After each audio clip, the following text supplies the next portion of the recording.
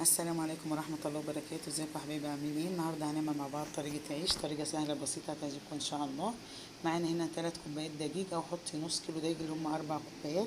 ومعانا ربع معلقة صغيرة ملح ومعلقتين زيت وبس كده، وشوية مية. معانا اهو كوباية مية كبيرة، بحط شوية بشوية. ماشي. اعجن، لقيتها عايزة اديها شوية، مش عايزة خلاص زي ما انتوا شايفين كده. ماشي. لحد ما تبقى معايا عجينة طرية بس مش بتلزق في ايدي وملمسها ناعم. بفضل اعجن فيها 10 دقايق كده. تمام اهو زي ما انتوا شايفين كده. بعد كده بجيب صينية بحط عليها شوية زيت، واعمل العجينة دي لقطع صغنونة. طلعوا معايا 8 مثلا، حاجة زي كده اهو زي ما انتوا شايفين. يبقى حطيت على وشها زيت وتحتها زيت. بعد كده جبت صينية تانية وحطيت شوية زيت وفردت ايه واحدة واحدة زي ما انتوا شايفين كده اهو. خدت قطعة منها وبفردها بالراحة. ماشي. وطبعا الصينية فيها شوية زيت، بحط ايدي فيها كده وافرد. تمام. هي مش بتاخد زيت كتير يعني. ماشي. يعني مش زي الفطيرة ده ان احط سمنة بلدي وعليها كتير من جوه وكده، لا ده يدوب بس امسح بايدي كده بشويش زي ما انتوا شايفين كده.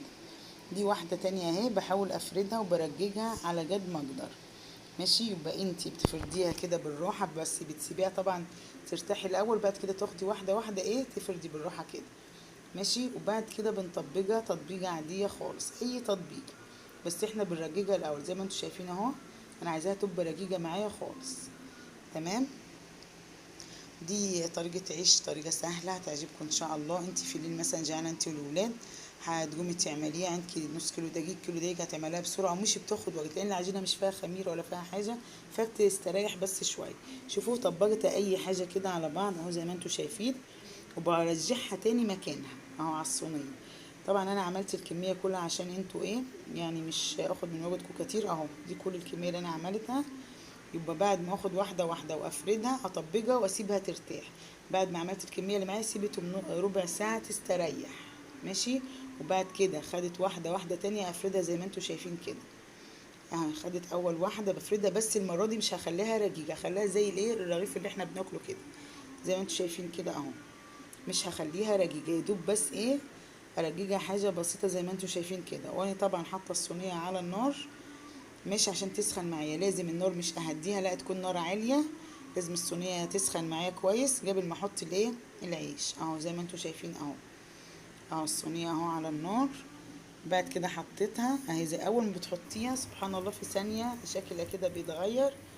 وبرفعها كده من تحت، لقيتها لونت شوية بروح جايبها على طول اهو زي ما انتوا شايفين.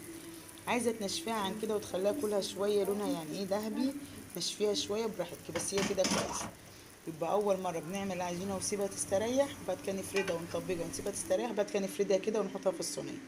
تمام. تاكلي بيها عسل وطحينه، تاكلي بيها غنوش، كنت عامله غنوش جبنه بيضه على شيبسي مثلا، تاكلي بيها بيض، لحمه مفرومه، تحطي في جواها جبنه موتزاريلا ورومي وتحطيها على النار تاني، هتقفل معاكي كده وهتبقى حلوه.